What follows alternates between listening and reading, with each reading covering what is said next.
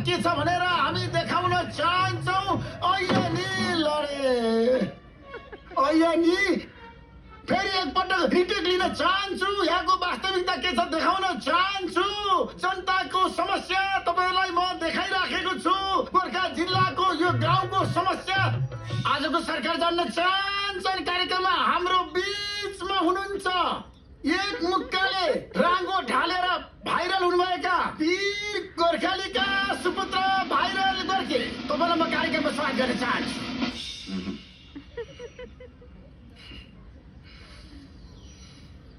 गोर्खेजी, तपाईँले एक मुक्काले रागो ढालिदिनु भयो। यो दुर्लभ घटना त हामीले फाइट मास्टर राजेन्द्र खड्कीको दन्ते कथामा सुनेका थियौँ। यो अथाह शक्तिको राज के हो सरकार जान्न चाहन्छ। राज